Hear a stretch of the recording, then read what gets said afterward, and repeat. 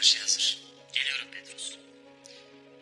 Candar Bey'in Ertuğrul ve ailesini bu gece misafir edeceğini öğrendik. Yaşlı kurt Candar.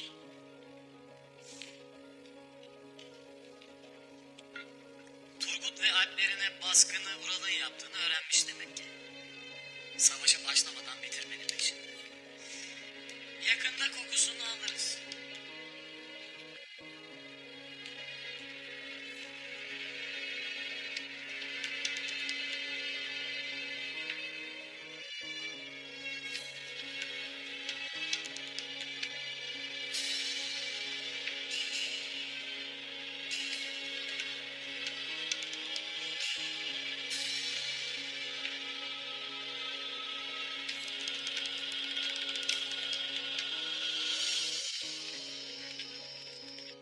Obamızın en zor vaktinde yetişen bu iş Allah'ın bize bir lütfudur. Lakin merak ettiğim bir konu vardır.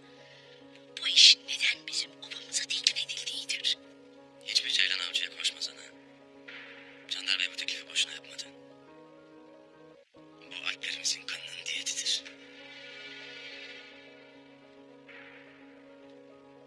İki oba arasında cenk mi var da kanın bedeli olsun oğul? Kilimlerimizi yakmak kime yarar düşünün. Kimin işi bozulmuştur. Kilimlerimizi yakıp alplerimizi öldürenin Ural Bey olduğundan şüphe ederim. Candar Bey oğlunu yaktığı ateş obasında kavurmasın diye Ertuğrul Bey'in bu işin peşine düşmesine engel olmak istediğini düşünür Saygı Hatun. Eğer alplerini şehit eden Ural Bey ise bunun bedelini ödemeli. Yok, eğer Candar Bey bunu biliyor da bu oyuna kalkışıyorsa o zaman gözümüzü dört açmalıyız. Ana, elimizde delilimiz yoktur. Lakin tüm yollar Ural'a çıkar. İspat edene kadar sessiz kalacağız. Bilesiniz ki bu diyarlar tehlikelidir. Ertuğrul Bey'im, eğer bu işi kabul edeceksen işin başında bari anamla ben olalım. Kelimhaneyi Çolpan'la Ural'a bırakamayız. Kilimhanenin başında sen olacaksın Halime Sultan. Onlardan tek şartımız bu olacak.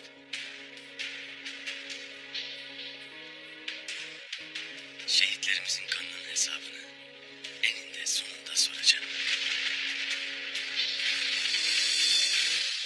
Ben bu işi Frank tüccardan alabilmek için ne vakittir uğraşırım.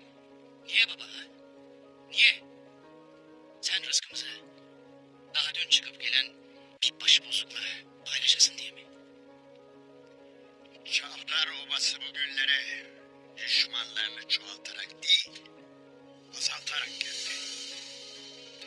Baba, kıyıdan ne dost olur ne de düşman. Çavdarların gücünden bahsedersin. Lakin bir avuç dolusu yoksulu tepemize çıkarırsın. Bırak bu işi biz halledelim. Buna gücümüz yeter. Ben de bilirim. Gücümüz neye yeter neye yetmez. Bu ortaklık iki obanın da selameti için gereklidir. İtiraz istemem.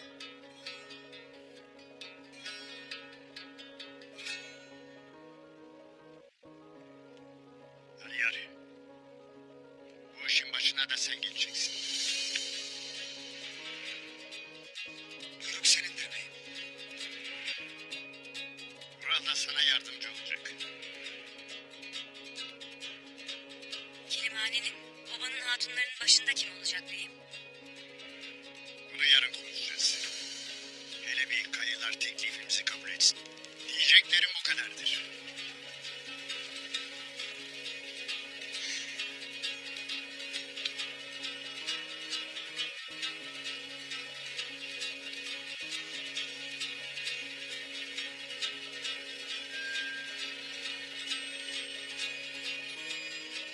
İhtiyar kurdumuzun bir anda.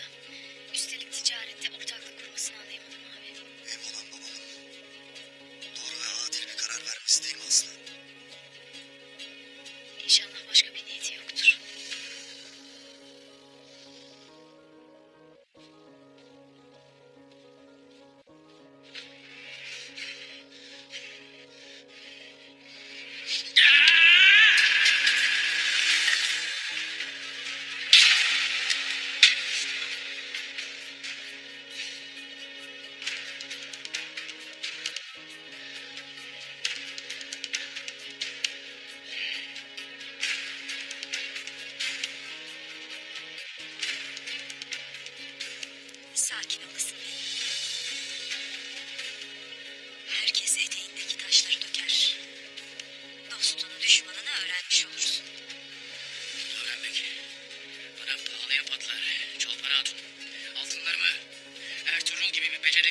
paylaşmak bana ağır gelir.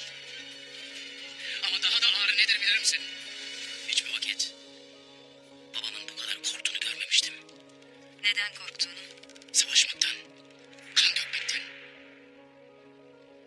Buraları titreten adam şimdi korkudan ne edeceğini bilmez bir halde. Bu ortaklığa nasıl mani olacağız? Biz değil, Simon mani olacak. Simon böyle bir şeye niye engel olsun ki? Simon, Ertuğrul gibi başı bozuk asileri her vakit bir tehdit olarak görür. Ertuğrul'un bu işin içinde olduğunu öğrendiğinde değil bir yer, tek bir gölgelik bile vermeyecektir. Beni tercih edecek.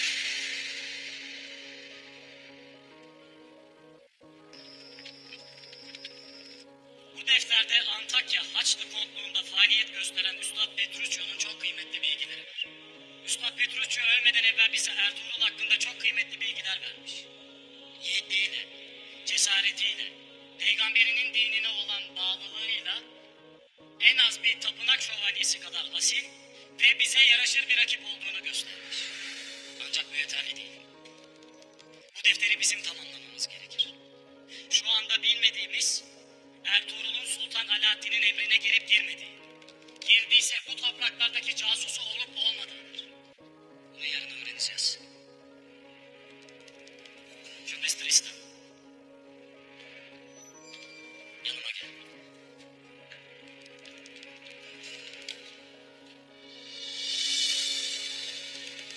Artık bir şövalye olarak aramızda faaliyet göstereceksin.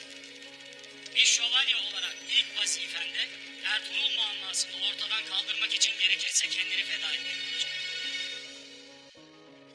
Baba, oğul ve kutsal ruh adına seni şövalye ilan ediyorum.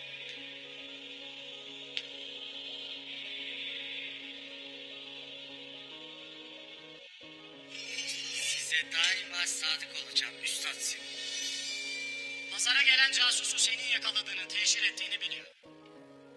Midilli'ye giderken mutlaka peşine düşecek. Benim kim olduğumu öğrenmek için seni yakalayıp konuşturmak isteyecek. Bundan adım gibi eminim. Kuracağımız tuzakla Ertuğrul'un Sultan Alaaddin'in casusu olup olmadığından emin olacağız. Bu ilk vazifende Şövalye Filip seninle birlikte olacak. Tanrı sizi korusun.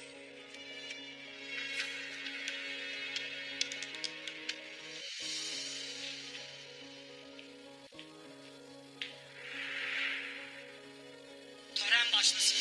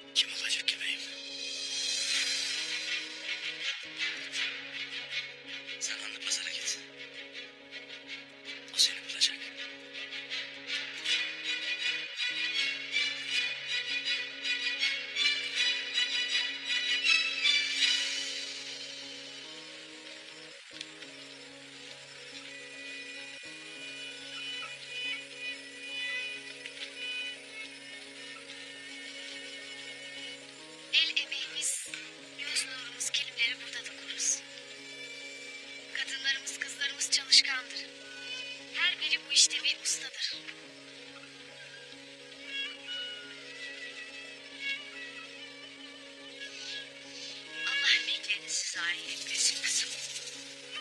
Duydum ki burayı sen çekip çevirirmişsin. Elinden her iş gelirmiş.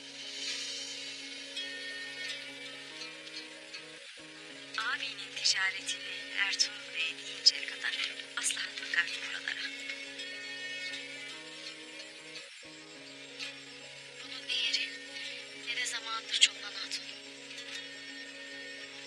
Misafirlerimizin yanında sözlerine dikkat edesin. Mesele nedir kızım? Ertuğrul Bey'in içinde olduğu her konu bizi ilgilendirir. Aslıhan Hatun, Erim Murat'ın Franklerle yaptığı anlaşmayı Ertuğrul Bey'e yetiştirince Ertuğrul Bey daha iyi bir teklifleri kendi kendine ıslattı. Buna ticaret derler Çoban Hatun. Beceri ister. Benim dememle olacak iş değildir. Elbette beceri ister.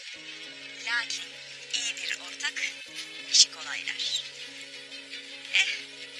Ertuğrul Bey kararını verince rakip değil ortak olacağız. Rahat rahat yönetirsin diyeceklerini.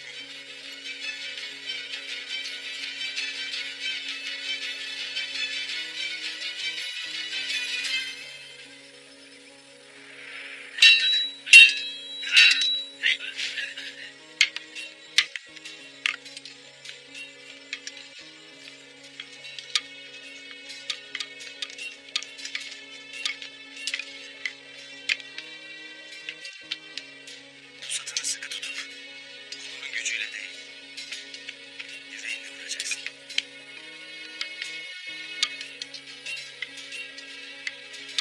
Selamünaleyküm. Aleykümselam Aliyar Bey. Ömrüm boyunca elin peşindeyiz sürünmeyin. Umarım aradığını bulmuşsundur Aliyar Bey. İki şey vardır ki sonunda olmaz beyim. Biri ilim, biri akıldır Hazreti Ali. Radıyallahu anh. Daha işim devam etmekte. Lakin bu diyarlarda yalnızca kan vardır beyim.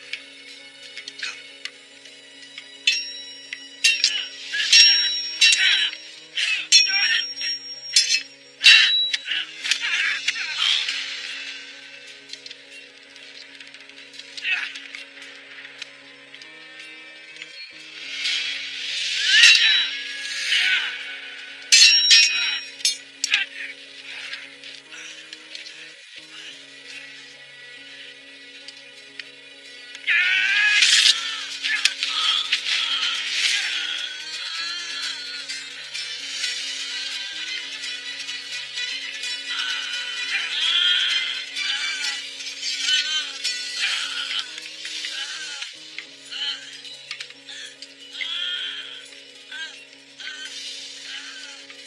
Yarın adamları acımasız olur Ertuğrul Bey. Yoksa burada kuşa yem olursun. Talimli olmak lazım.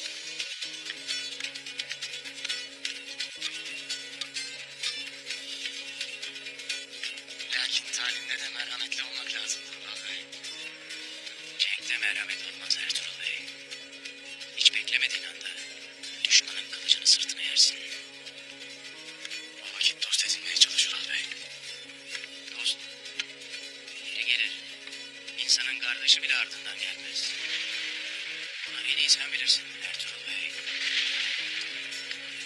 Ertuğrul Bey'im.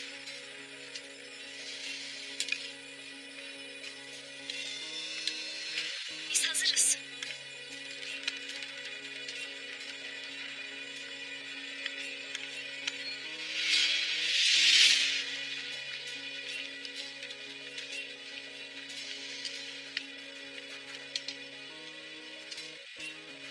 Müsaadenle beyim. Ben hazırlıklara bakayım. Eyvallah Aliyar Bey.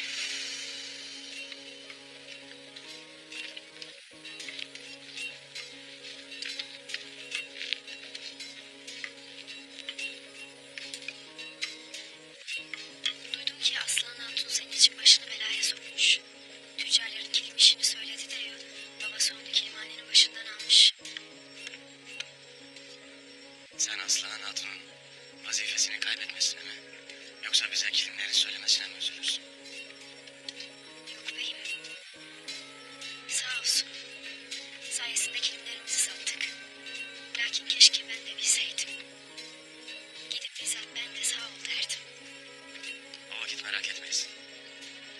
Birbirinizle muhabbet edecek çok vaktiniz olacak.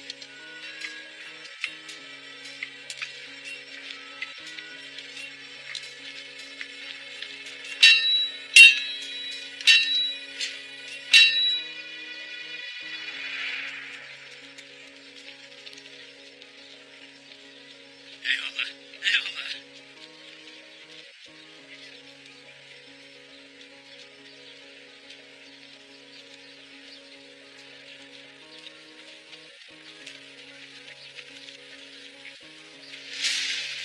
Gel buraya! Gel buraya lan! Gel buraya! Gel buraya! Allah!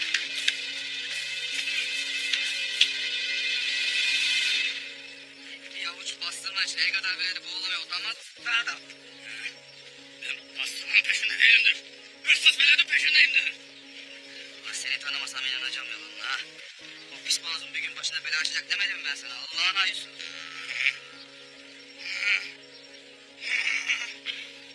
Dur ulan dur Allah'ın ayısı dur. Gel benimle.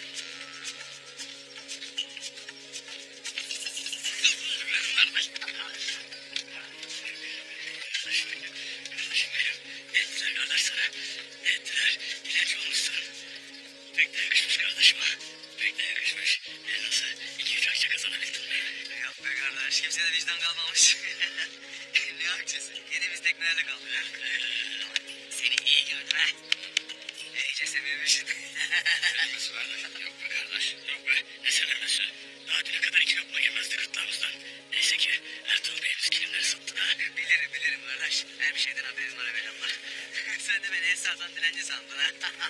Hep Ertuğrul Bey'le haberleşirim. Ay kardeşim. Ay kardeşim maşallah. Maşallah ay kardeşim maşallah.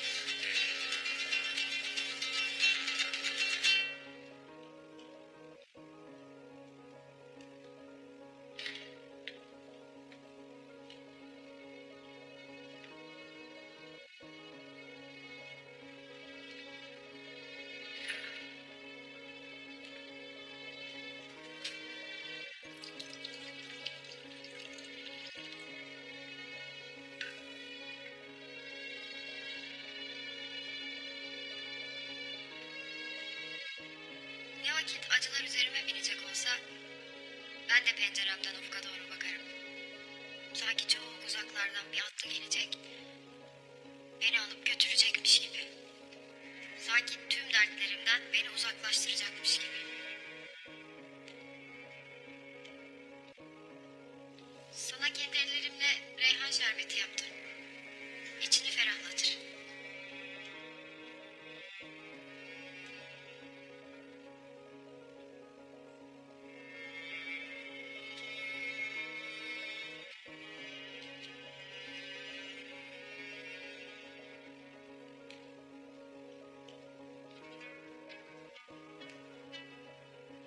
Eyvallah.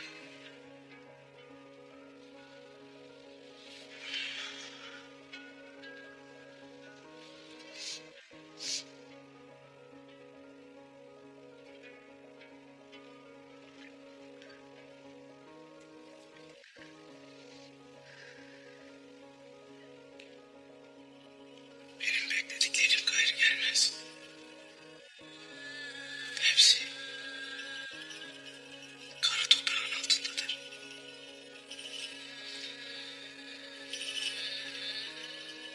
Benim ufka bakışım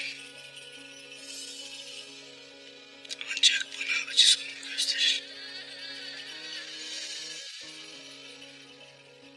İkimiz de aynı yere bakar, ayrı şeyler görürüz.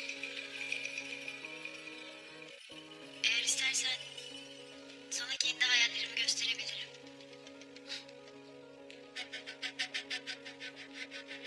Ben zaten bugüne kadar başkalarının düşlerini gördüğüm için bu haldeyim. Bundan gayrı kabus da olsa kendi düşlerimi göreceğim. Selamünaleyküm. Müsaade var mıdır kardeş? Aleykümselam komiserim.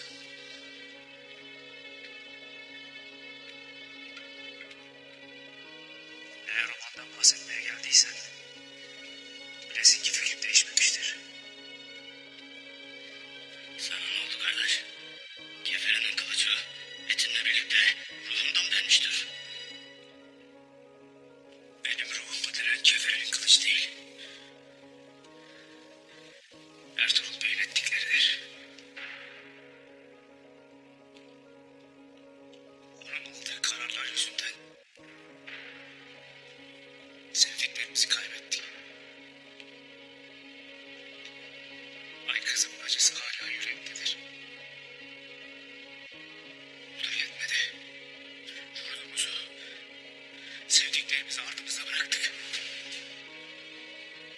Bunca şeyden sonra kendi öz kardeşler onun yolundan yürümezken biz yanında durduk. O ne yaptı? Ha? Kendi mallarını satmak için bizi yem etti. Cenk'te yaptığı hatalar yetmemiş gibi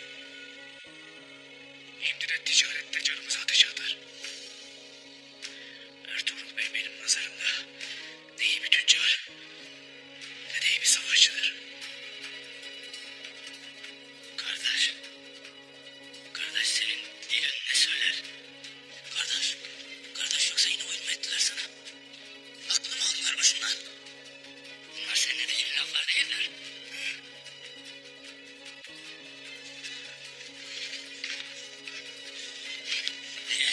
Eğer kardeşimi zehirlediyseniz bu anı başınıza yıkarım.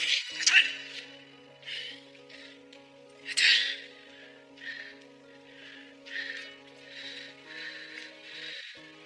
Benim aklım başımdadır.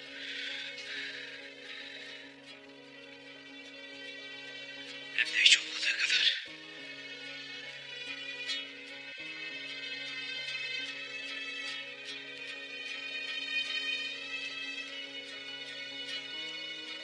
Bundan gayrı benim için tek bir yol vardır. O da kendi yolumdur. Ertuğrul Bey'in yolu sizin olsun.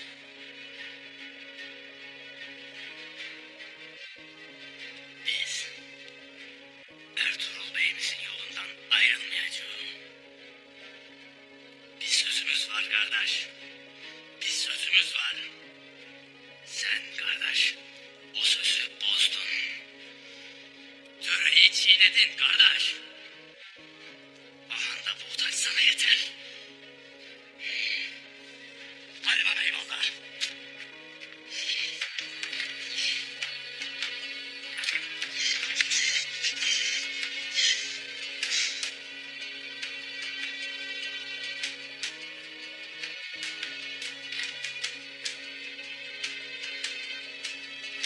Bamsak.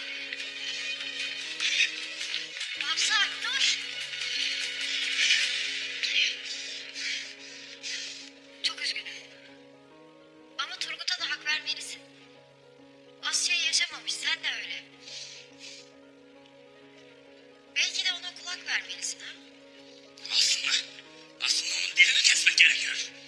Bazen kaba kuvvet çözüm olmayabilir Bamsak. Dilini kesmek yerine aklını kullanıp ona duymak istediğin şeyi söyletebilirsin. Ben bu saklarımla dilini keseyim de sen artık konuşturur musun? Yani yapıp yedirir misin orasını ben bilmem. Biz yani geyik eti yaparız. Yemek ister misin? Ben yiyeceğimi yedim. Yiyeceğimi yedim ben. Sen de kötek yemek istemezsen kaçıl önümden.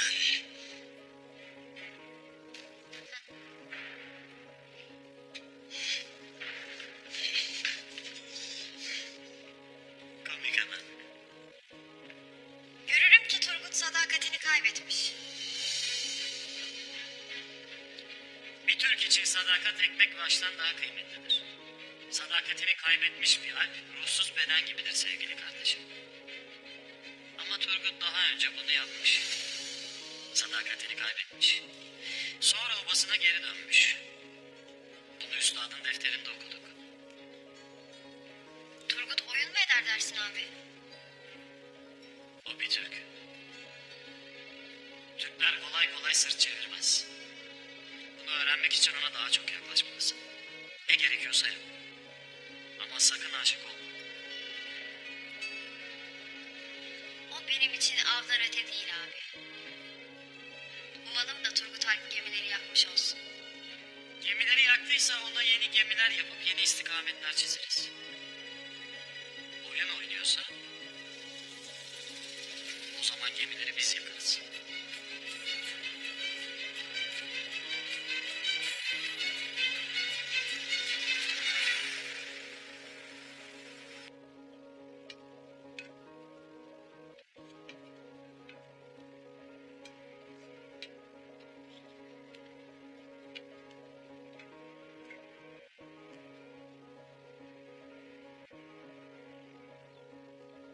İyice düşündük ve kabul etmeye karar verdik Candar Bey.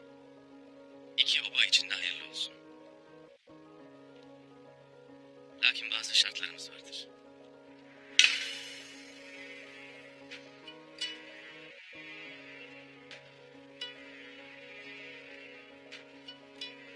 Ben de hayırlı olmasını dilerim Ertuğrul Bey. Şartlarınız nelerdir? Mali işlerin başına siz geçesiniz. Zira ticarette tecrübelisiniz. İşlerin Hanlı Pazar'da yapılması uygun olur. Zira o kadar malı Hanlı Pazar'a taşımak güç ve zaman gerektirir. Kilimler Hanlı Pazar'da dokunup istiflenir ve orada satılır. Haklısın Ertuğrul Bey. İki oba da birbirine uzaktır. Ortak bir noktada buluşmak en doğrusudur. Kilimhanenin başına da Halime Sultan'ın geçmesi uygun olur.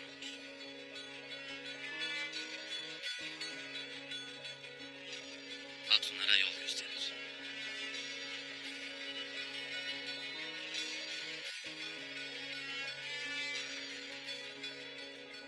Kabul Ertuğrul.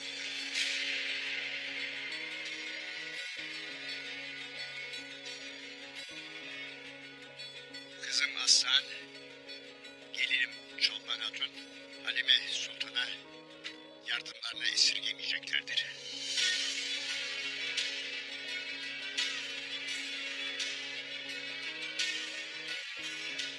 Oğlum Aliyar ilim tahsil etmiştir. Dürüstlüğüne kendimden çok güvenirim.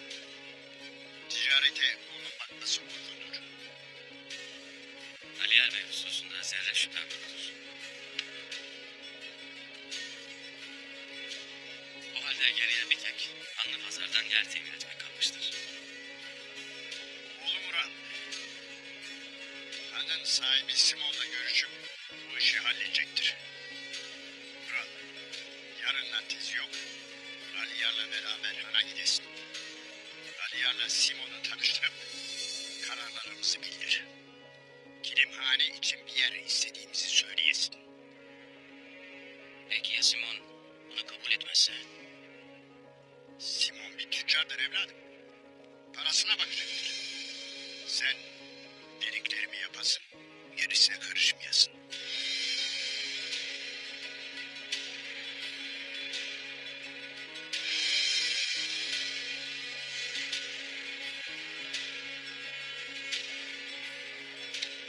Hayırlı olsun. Hayırlı olsun. Hayırlı olsun. Hayırlı olsun.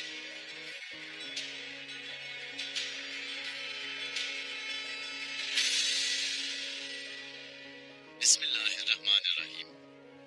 Allah dokuduğumuz ilmek ededince hayırlı, bereketli ve helalinden kazanç eylesin. Amin. Amin. Amin.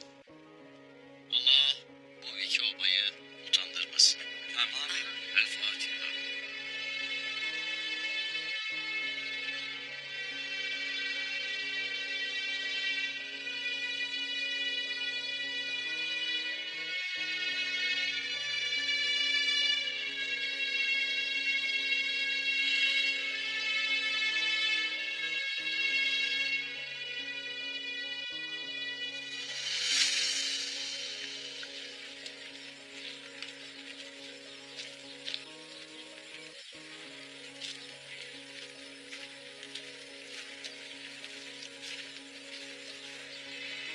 Kaybolmamız kardeş. Ne yapacağımızı biliyoruz.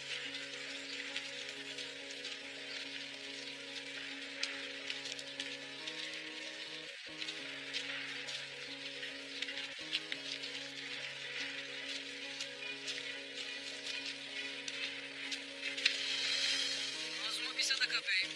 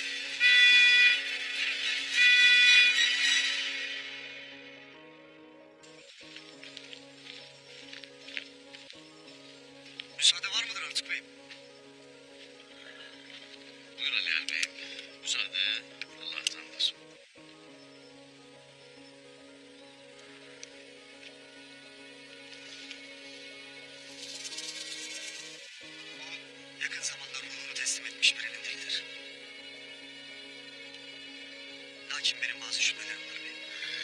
İngiliz'in kuvvetine dayanarak zehirlenip zehirlenmediğini öğrenebilir miyiz?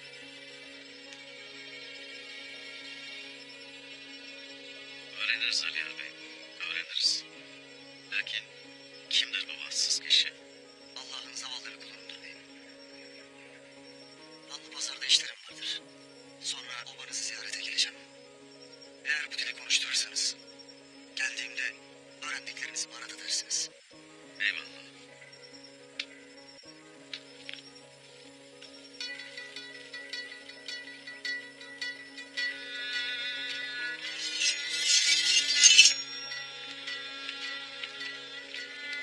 Ertuğrul Bey, ortaklığımız iki obaya da bereket getirsin. Amin. Birlikten dirlik doğar Canlar Bey. Gayrı bize çalışma düşer. Siz hiç meraklanmayın. Aliyar'la Ural, hancı Simon'la konuşup bu işi yoluna koyacaklardır. Buna hiç şüphem yoktur Canlar Bey. Aslan Hatun'la Halime Hatun da ellerinden geleni yapacaklardır.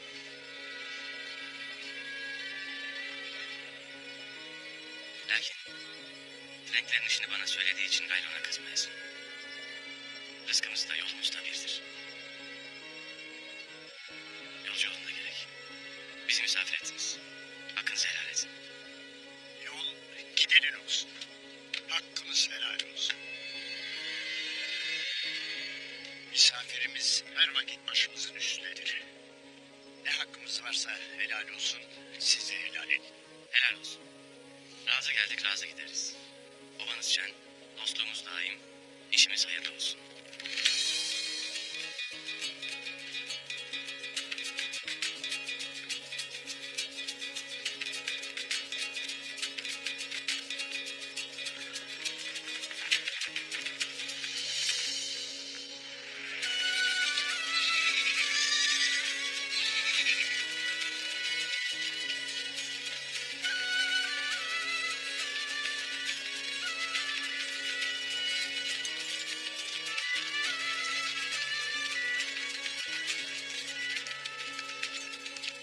Ertuğrul Bey yiğit ve dürüst bir elemanı. Bu ortaklık iki oba için de hayırlı olur inşallah. Ural'ın dizginlerini elinde tuttuğu sürece hayırlı kalır. Ona göz kulak olasın. Hadi siz de fazla oyalanmayıp yola devam.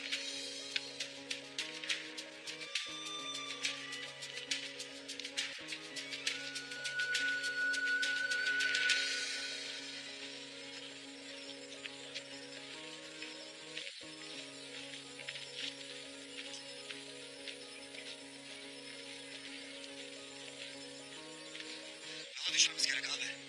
Ben hazırım Aliyar. Bekleyen sensin.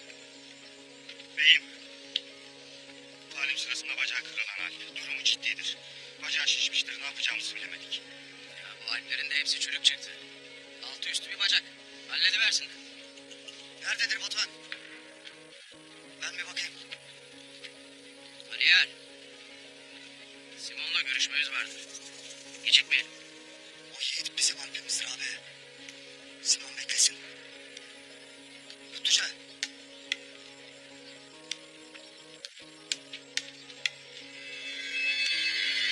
Batuhan.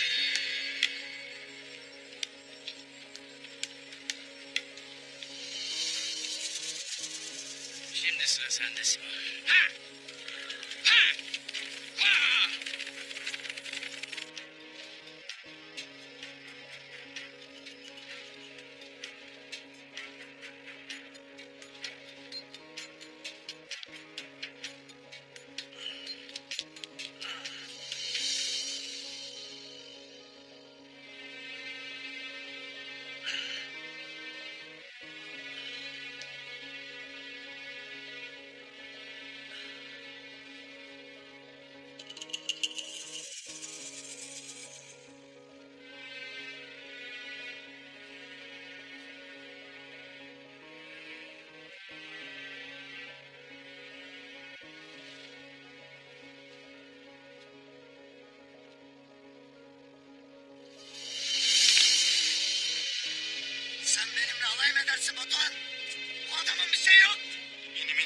Bey, ölecek sandım.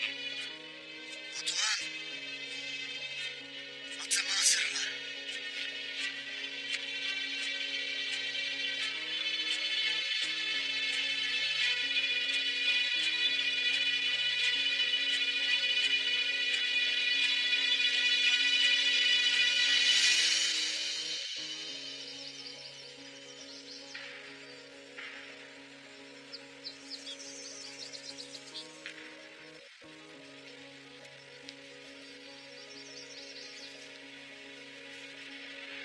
Aha da seni öldürdüm dağların ayısı.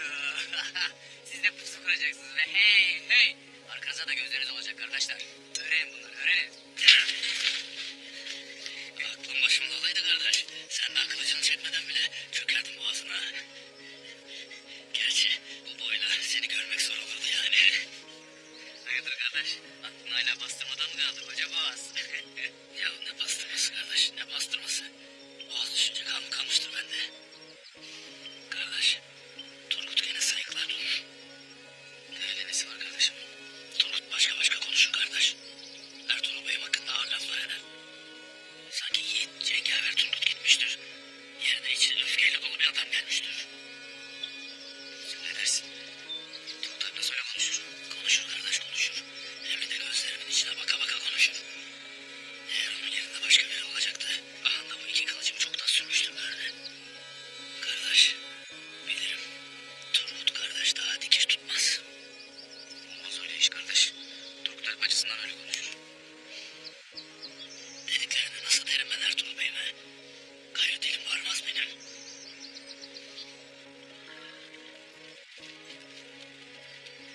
Gelin. Gelin. Hancımı sizden alacağım.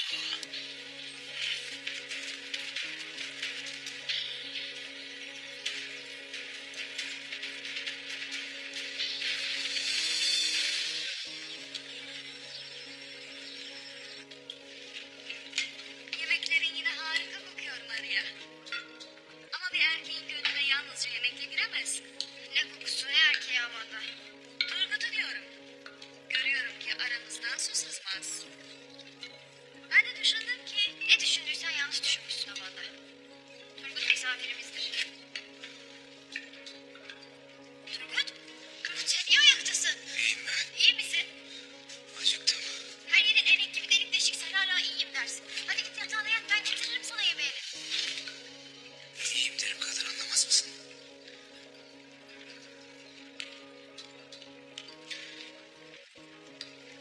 Kusura kalmayasın. İçimi kemiren bin bir türlü vesveseyle yatmaktan helak oldum. Odadan çıkmasam delireceğim. Ömrü at üstünde geçmiş bir alp için halin iyi değildir anlarım.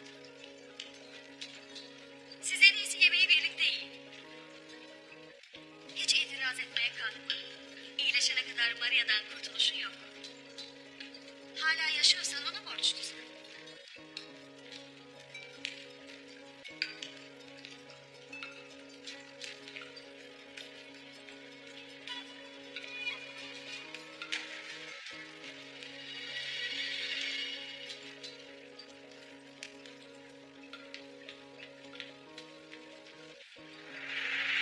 Bu işe engel olacaksın Simon. Aliyer senden pazardaki liman için yer isteyecek. Babam Ertuğrul Bey'e ortak oldu. Ona engel olmalısın. Yoksa anlaşmamız biter. Frankler geldiğinde anlaşmayı bozan sendin. Ne çabuk unuttun. O iş başka, bu iş başka. Bana babamın güveni lazımdır. Ertuğrul Bey'in çok bilmişliği. Sen Ertuğrul'u bilmezsin. Eğer buraya gelirse her şey biter. Esas Ertuğrul'u bilmeyen sensin. Gözün öfke bürümüş. Bir de bana akıl veriyorsun. Hele bir gelsin bakalım Ertuğrul Bey. Ne diyecek? Ertuğrul Bey lütfedip buraya gelmedi. Aliyer birazdan burada olur. Buna Ertuğrul Bey'le bu işin olamayacağını söyleyeceksin. Ve mesele kapanacak. Simon.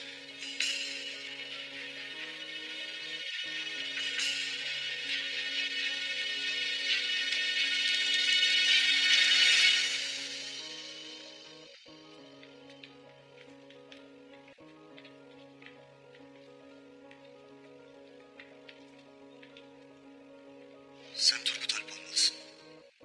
Sen kimsin? Ben Canlar Bey'in oğlu Aliyer. Ertuğrul Bey'in obamızda misafirimizdi. Senden çok bahsetti. Geçmiş olsun demek istedim.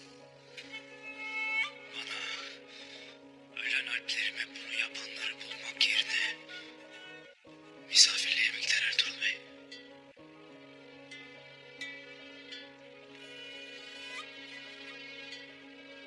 Anlaşılan beyimizden fayda yok. Tez iyileşip bana bu kancıklığı yapanlardan hesap sormalıyım.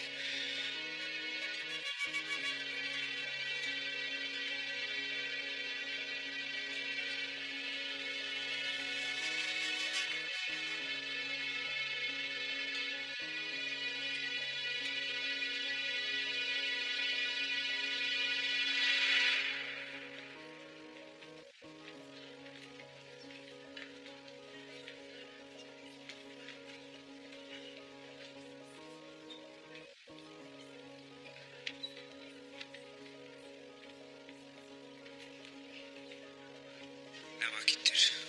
Size diyeceğim vardır acizim. Buyur Turgut abi.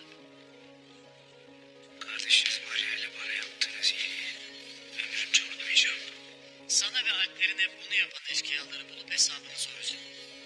Bundan emin olabilirsin Turgut abi. Olursa benim de haberim olsun. Haberin olacak Turgut abi. Geçmiş olsun Turgut Alp. Seni iyi gördüm. Eyvallah. Turgut yemeğe kendi gelmek istedi abi. İyileşiyorsun demek. Maria Hatun sayesinde. Yakında o bana dönersin. Hı?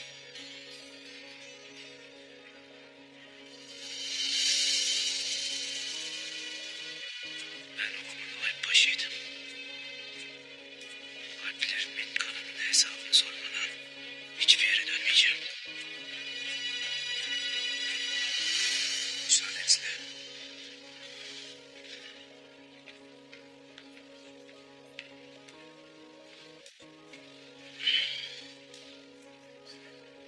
Turgut tehlikeli adam.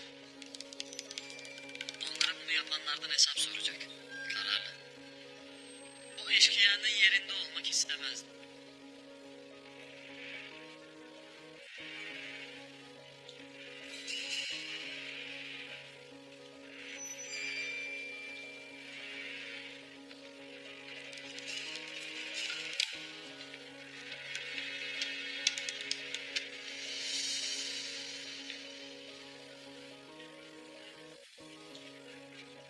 Kardeşim Aliyer.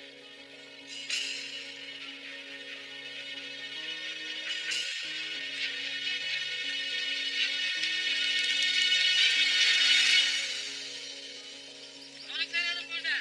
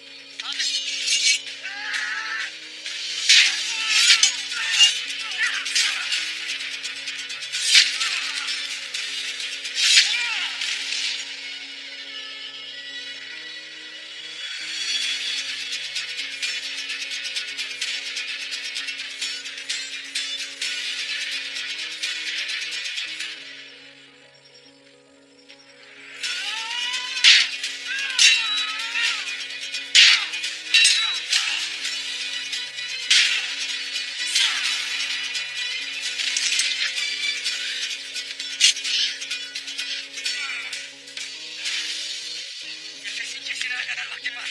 Hadi bakalım. Şövalyeyi pazara getir de ya şimdi.